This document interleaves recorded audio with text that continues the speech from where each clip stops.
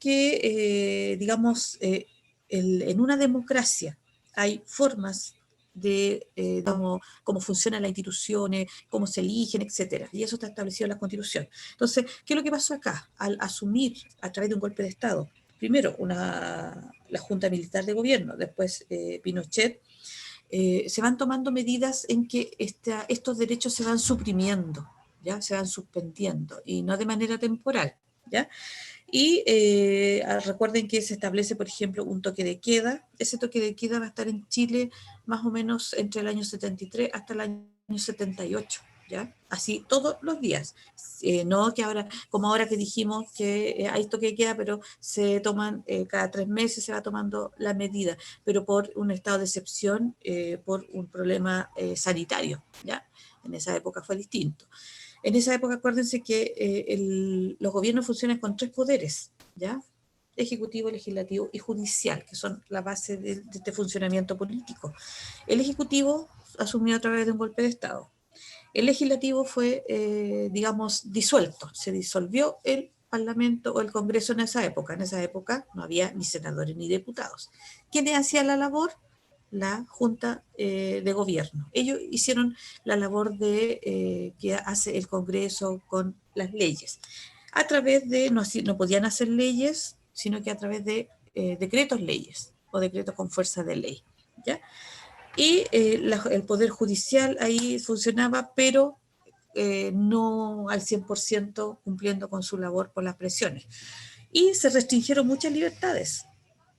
Acuérdense que no solamente el toque de queda que le restringe a uno la libertad de circulación, sino que también, por ejemplo, la libertad de expresión. Los partidos políticos se disolvieron, algunos tuvieron por un tiempo, después ya simplemente se disolvieron todos los partidos políticos. eh, Se censuraba los medios de comunicación. Acuérdense que en esa época, estamos hablando de los 70, no había ni redes sociales, ni internet, nada de eso, como lo hay ahora, en que se puede mantener una comunicación sin aplicar este tipo de censura en el caso de Chile. Se puede censurar porque hay países que sí lo hacen, que controlan todo esto, ¿ya? Pero en esa época nosotros, ¿qué es lo que había en medio de comunicación? La televisión, ya los canales, la radio y la prensa escrita, y todo estaba censurado, ¿ya? Las universidades, yo les decía, las universidades, por ejemplo, no tenían rectores escogidos por el, digamos, todo un grupo que se reúne para escoger a un rector dentro de los mismos decanos, por ejemplo, que trabajan en una universidad. Sino que el gobierno mandó rectores delegados, que eran militares en la mayor parte de los casos, ¿ya? O eran del ejército o eran de la armada, por ejemplo, en que la mayoría de las universidades que existían en esa época tenían este tipo de rectores. Y así, ¿ya? Ahora, ¿qué es lo que nos toca ver a nosotros? Es qué pasó con los derechos humanos específicamente si se suprimen, digamos, los derechos, ¿ya? Que el Estado de Derecho ya no está vigente plenamente, ¿ya? Y durante mucho tiempo, ¿ya? Entonces, eso es lo que nos corresponde ver ahora. Esto es parte de un objetivo de formación ciudadana que dice explicar que durante la dictadura militar se suprimió el Estado de Derecho y se violaron sistemáticamente los derechos humanos, reconociendo que hubo instituciones civiles y religiosas que procuraron la defensa de las víctimas. El objetivo de la clase entonces es conocer la situación de los derechos humanos durante la dictadura y en el retorno a la democracia. ¿Qué pasó aquí con esto? ¿Ya? Entonces, aquí algunos de estos aspectos nosotros los vimos en algunas clases anteriores, ¿ya? Entonces vamos a recordar algunos aspectos y vamos a conocer aspectos nuevos. Dice situación de derechos humanos en Chile, de acuerdo a las comisiones encargadas de investigar la situación de derechos humanos en Chile. Actualmente se reconoce que en el periodo 1973-1990 hubo cerca de 1.230 detenidos desaparecidos, más de 1.900 muertos y alrededor de 38.200 casos de tortura y prisión política. Sin embargo, aún en la actualidad sigue existiendo un debate en relación al número total de víctimas, ¿ya? Entonces, más o menos esa es la situación: detenidos, desaparecidos, muertos, y en el otro ámbito están los que sufrieron torturas y prisión política, ¿ya? Entonces, aquí, ¿qué pasó con los derechos humanos durante la dictadura? Dice, las primeras medidas Dice, los primeros días luego del golpe de Estado fueron altamente violentos. Se produjeron allanamientos masivos en organismos de gobierno, universidades, poblaciones, y se publicaron listas de personas proclives, o sea, a favor del gobierno de Salvador Allende. ¿Ya? Los prisioneros fueron llevados a regimientos, comisarías, recintos penales y centros deportivos como por ejemplo el Estadio Nacional, donde eran interrogados, torturados y en muchos casos ejecutados. Ejemplo del alto grado de violencia del régimen fue la conocida como Caravana de la Muerte, comitiva del ejército al mando de Sergio Arellano Stark, que recorrió el país durante 1973 con el objetivo de ejecutar a decenas de prisioneros partidarios de Allende. ¿Ya? Entonces aquí los primeros días se tomaron al tiro medidas que vulneraron los derechos de las personas, solamente por ser, digamos, proclives o estar a favor del gobierno de Allende o haber trabajado para el gobierno de Salvador Allende, por ejemplo. ¿Ya? Entonces se allanaron, es decir, fueron a buscar personas en distintos lugares, a las universidades, a los distintos organismos de gobierno. En distintas poblaciones también se fueron a allanar para encontrar a estas personas. También se publicaron listas, entonces mucha gente se entregó, se fue a entregar porque aparecieron en esas listas a presentarse, por ejemplo, en los regimientos, en las comisarías. Pero también otros organismos como los recintos deportivos. ¿Ya? Nosotros sabemos que el Estadio Nacional un lugar en donde se detuvo un centro de detención, ¿ya? De hecho, hay un memorial en el Estadio Nacional. Nosotros las veces que hemos ido por cuestiones de actividades deportivas, hay un memorial en una parte y que esa parte quedó, digamos, sin ser renovada, sino que se mantienen las condiciones de ese lugar, ¿ya? Y un ejemplo que también mencionamos, que es la llamada Caravana de la Muerte, que recorrió ciudades del sur y del norte del país, con el objetivo de ejecutar, supuestamente lo iban a enjuiciar, ¿ya? Pero eran juicios de esto rápido y eran ejecutados rápidamente o se les aplicaba la ley de fuga, ¿ya? Entonces, ahí fueron ejecutadas muchas personas, ¿ya? En la llamada Caravana de la Muerte. Hay un libro que yo les mencioné que se llama Los zarpazos del Puma, ¿ya? Que relata digamos, esta caravana, ¿ya? Porque andaban en helicópteros Puma. Por eso se hace esa analogía. Ahora, esta represión, esta violencia también fue institucionalizada, es decir, se crean instituciones, organismos para dirigir esto. Dice, en junio de 1974 se creó la Dirección de Inteligencia Nacional, la DINA, un servicio de policía secreta a cargo del general Manuel Contreras, cuyo objetivo era detener, torturar, extraer información y encarcelar a personas en campos de concentración como Pisagua, Isla Dawson, y en centros de detención y tortura, ejecuciones como Villa Grimaldi y Londres 38, entre otros. Aquí hay solamente estos de ejemplo, pero hubo muchos lugares en Chile que fueron campos de concentración, sobre todo en lugares muy alejados como Pisagua en el norte, en pleno desierto, y la isla Dawson, que estaba al extremo sur de Chile. O sea, lugares de difícil acceso y también de difícil, digamos, forma de huir, por ejemplo. Y centros de detención, tortura y también ejecuciones como la Villa Grimaldi y Londres 38. ¿Ya? Cuando uno dice Londres 38 es en la calle Londres, en pleno centro de Santiago, y esa es la dirección, ¿ya? El número 38. Dice, ¿qué se entiende por tortura? Dice, las torturas entendidas como cualquier acto que provocara dolor físico o mental y que haya sido cometido por un agente del Estado contra una persona con el fin de obtener confesiones o de intimidarla, atemorizarla, ¿ya? Incluyeron desde golpes, heridas cortantes, electroshock, violencia sexual, asfixia, hasta la muerte y desaparición de personas, ¿ya? Entonces, cuando hablamos de agentes del Estado, ¿quién realiza estos actos de tortura que vulnera la dignidad de las personas? Es un agente del Estado, o sea, alguien que trabaja para el Estado, que es financiado por el Estado, ¿ya? La misma DINA.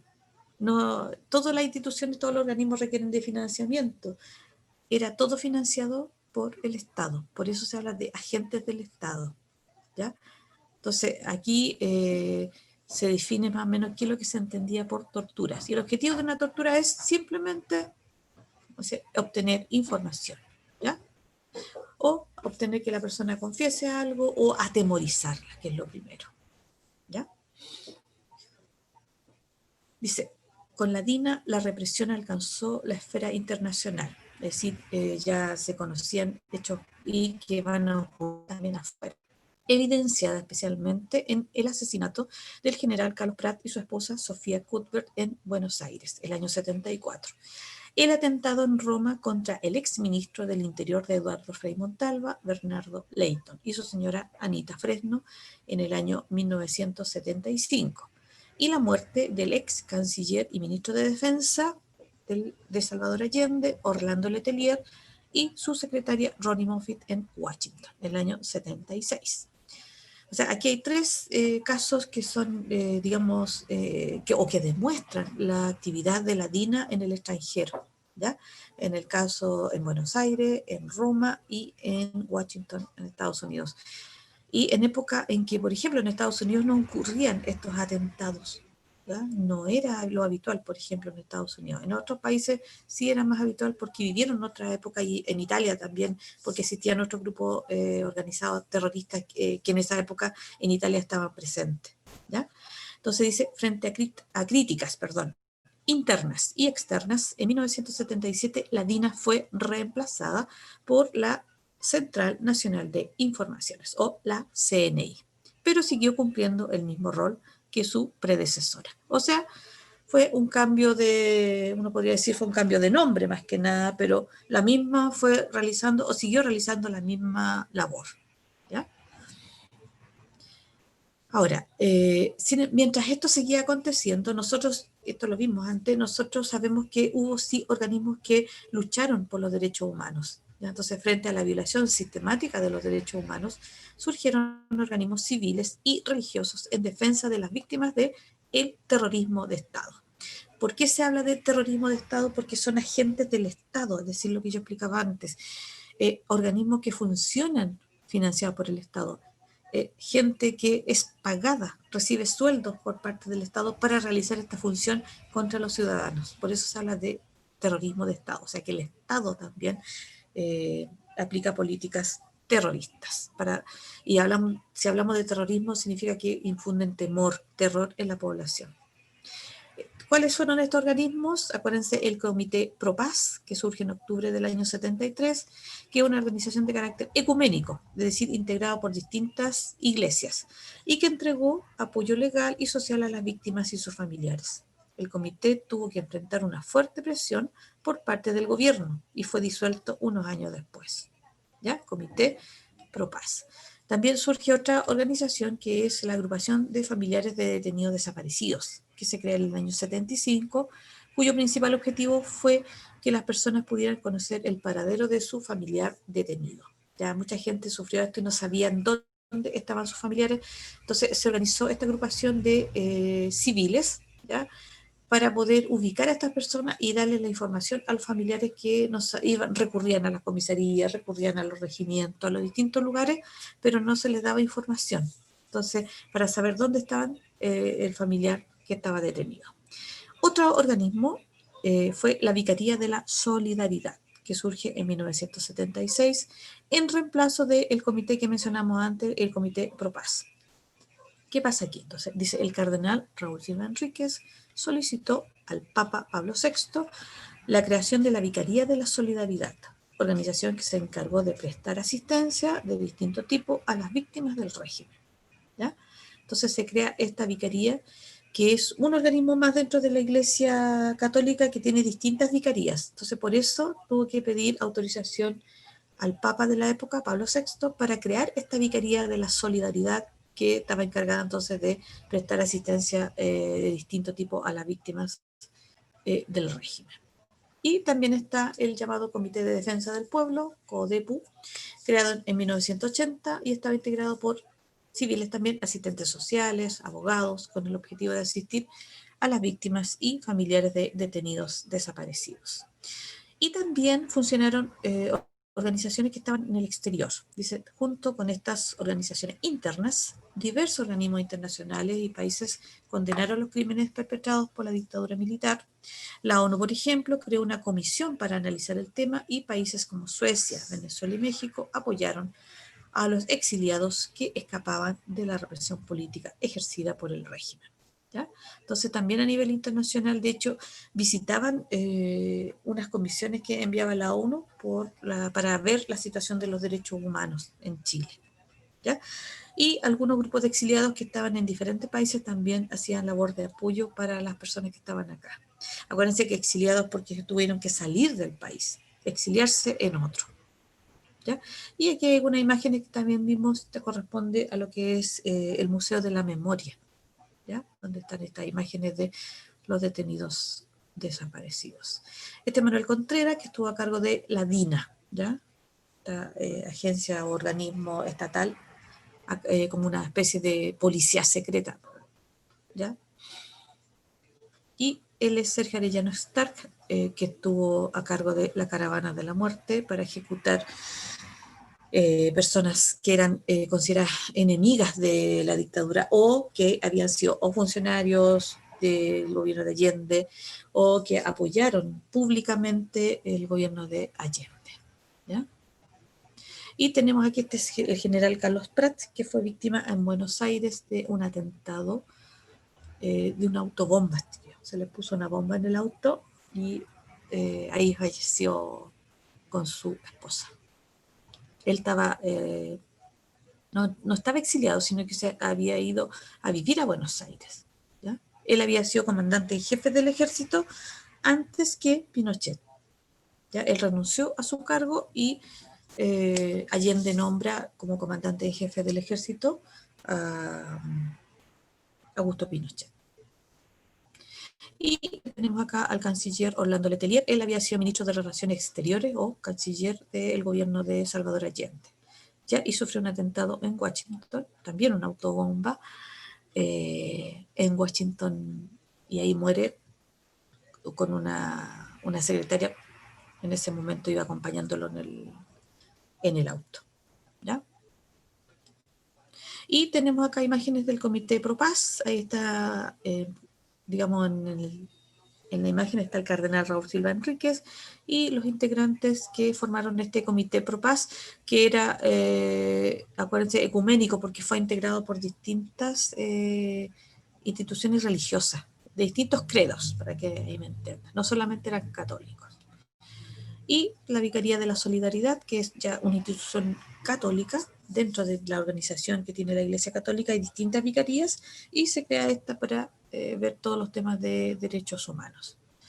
¿Ya? Y ahí hay otros cardenales, obispos mejor dicho, el cardenal Fresno que está ahí, y el obispo, por ejemplo, Vález, Contreras, no me acuerdo los otros nombres de los obispos que están ahí. ¿Ya? Y aquí hay esta imagen es más bien un resumen, ¿ya? De lo que es la supresión del Estado de Derecho, o que se habla del poder total, ¿ya? Porque no había Congreso, la Constitución del año 25, acuérdense que ahí todavía no había Constitución del 80, del año 25 también se suspendió, se prohibieron los partidos políticos, se restringieron las libertades, por lo tanto se suprime el Estado de Derecho y las violaciones a los derechos humanos con organizaciones como la DINA, la CNI, desaparición, persecución, tortura, ejecución, ¿ya? Y quienes eran los que protegieron estos derechos humanos, como agrupaciones de civiles y agrupaciones religiosas también, ¿ya? Que se preocuparon de esto. Ahora, ¿qué pasa con los derechos humanos en tiempos de recuperación de la democracia? Dice, la condena a las violaciones de derechos humanos en diversos foros internacionales, como la Organización de las Naciones Unidas y la Comisión de Derechos Humanos de la Organización de Estados Americanos, se acusó al régimen militar chileno de terrorismo de Estado y de cometer flagrantes abusos contra la población. Además, muchos exiliados chilenos promovieron desde el extranjero diversas acciones de solidaridad en apoyo a las víctimas de la represión. ¿Ya? ¿Y qué es lo que va a pasar ahí? Dice, este tema de los derechos humanos va a ser un tema importante para el nuevo gobierno. ¿Ya? Entonces dice, la reivindicación de los derechos humanos. Dice, un tema prioritario, o sea, importante para la recuperación de la democracia fue el esclarecimiento de la verdad sobre las violaciones de los derechos humanos cometidas durante la dictadura. A partir de la llegada de Patricio Aylwin al gobierno, esta tarea fue asumida mediante las siguientes medidas, ¿ya? Aquí es bien importante saber qué había pasado con esta situación, conocer la verdad. Ese era el objetivo de qué es lo que había sucedido con la situación de los derechos humanos, ¿ya? Y esta es la preocupación del primer gobierno. Acuérdense que después de hacer el plebiscito del 88, el año 89 se llama a elecciones y en el año 90, en marzo de 1990, asume este gobierno de transición que se le llamó Patricio Aylwin, que va a gobernar entre el año 90 y el año 94. Y una de las labores fundamentales era saber qué había sucedido, saber investigar todo sobre los derechos humanos. Entonces, ¿qué cosas se hicieron?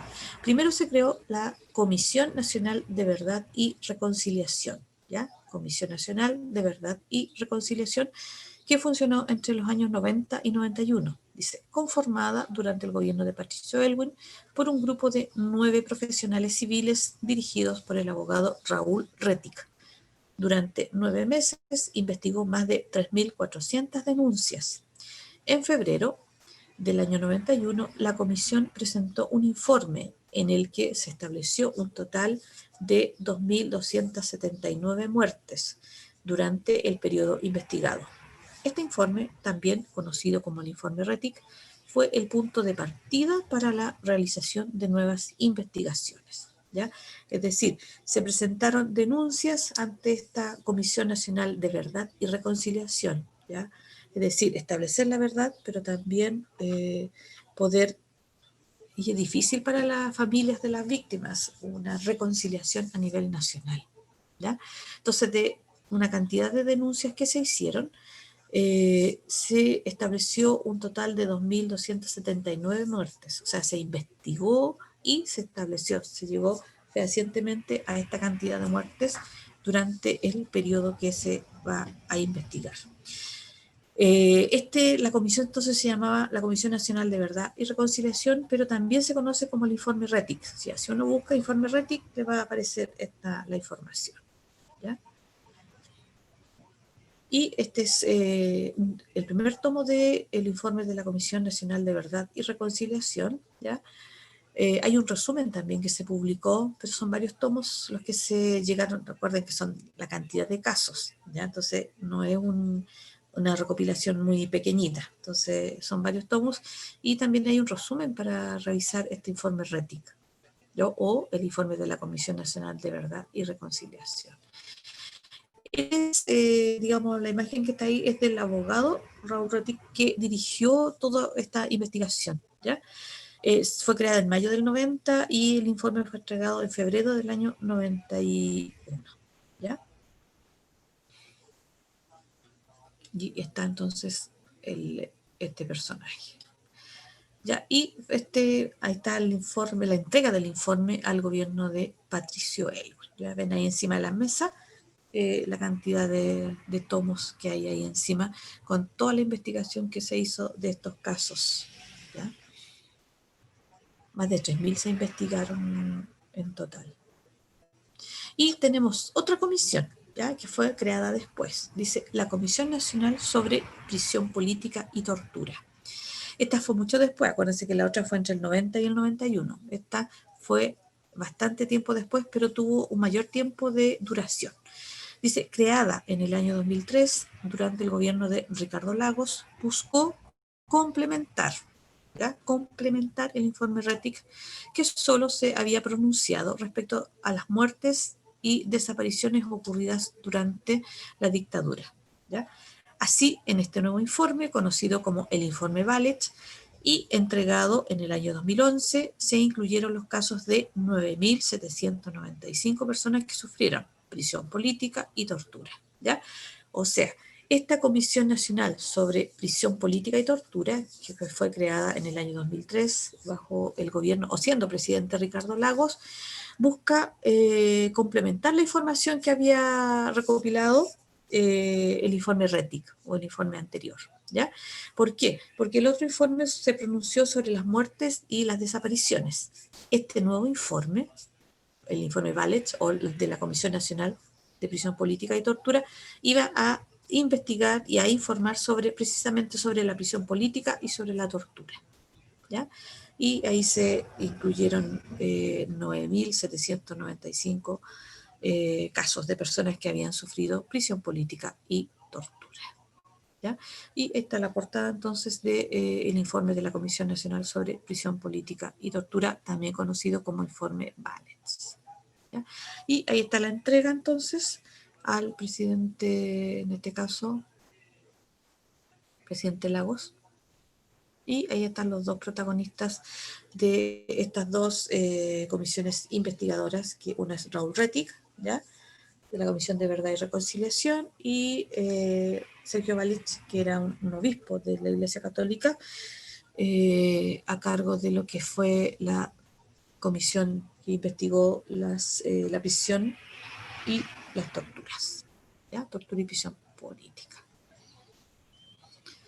Ahora, es importante qué pasó con esto, porque no solamente está la investigación, sino que también tiene que haber medidas de reparación. ¿Ya? Entonces, dice, las medidas de reparación. Dice, una vez conocida la dimensión de los crímenes cometidos, se determinó que el Estado tenía el deber de asumir su responsabilidad, devolver la dignidad a las víctimas, informar a sus familiares y establecer políticas de reparación. Con este objetivo se creó la Corporación Nacional de Reparación y Reconciliación, a través de la cual se establecieron medidas de reparación como compensaciones económicas para los familiares de ejecutados y desaparecidos, programa de apoyo psicológico para las víctimas de prisión, tortura y exilio, restitución de bienes confiscados y eliminación de antecedentes penales, entre otras. ¿Ya? Entonces, aquí, ¿por qué el Estado tuvo que asumir esto? Porque acuérdense lo que dijimos, aquí existió una vulneración a los derechos de las personas y fue hecha por agentes del Estado, instituciones financiadas, creadas por el Estado, personas que trabajaron para el Estado. Por lo tanto, el Estado debía asumir esa responsabilidad, ¿ya? Y se establecieron distintas formas de reparación, ¿ya? Así como medidas, compensaciones económicas, ¿ya? Y programas de apoyo psicológico, ¿ya? Restitución de bienes que muchas veces les fueron confiscados, y también eliminación de antecedentes penales, porque aparecía ahí que eran en los antecedentes que eran enemigos del Estado, cosas así. Entonces también eliminación de esos antecedentes, todos con medidas de reparación, en lo que, como el presidente dijo, en la medida de lo posible, porque tampoco no se le puede devolver a alguien a su familiar. Entonces, por lo menos establecer estas medidas de reparación con las víctimas de lo que fueron estos delitos contra los derechos humanos. ¿Ya? Y por otro lado está qué pasó con las personas que cometieron estas faltas. Dice, además los juicios de derechos humanos fueron tratados en tribunales militares, que generalmente desestimaron las causas apelando a la ley de amnistía, que concedió amnistía o perdón a todas las personas implicadas en crímenes cometidos entre 1973 y 1978. ¿Ya? O sea, se creó una ley de amnistía y esta se aplicaba en la mayor parte de los casos como en donde estuvieran involucrados militares, porque lo vieron los tribunales militares. ¿Ya? En el año 95 fue encarcelado y condenado Manuel Contreras, ex líder de la DINA, por el crimen de Orlando Letelier, lo que constituyó un hito en el proceso de reivindicación de los derechos humanos. ¿Ya? Ahí de a poco hay varios que están detenidos, ya varios militares que están detenidos en cárceles especiales, y la que queda de esa cárcel especial es la conocida llamada Punta Peuco, ¿ya? Donde hay varios detenidos. Manuel Contreras ya falleció, ¿ya? En este momento, pero hay otros que sí están vivos y que están cumpliendo condenas, ¿ya? en estas cárceles, y que había una que se llama Cordillera, Penal Cordillera, pero fue, digamos, cerrado y todos fueron agrupados en Punta Peuco, ¿ya? Y hay varios que ya tienen, digamos, varios años, juntan varios años de condena, entonces ahí tienen que estar detenidos. Y cada cierto tiempo, por su edad, porque ya son mayores, fíjense que ya han pasado varios años, piden algunos, una, digamos, que sea con su pena, digamos, se cumpla fuera de Punta Peuco por problemas de salud, de edad, etcétera, pero la mayoría de ellos está detenido, ¿ya? En Punta Peuco, no se les ha concedido estos beneficios, ¿ya?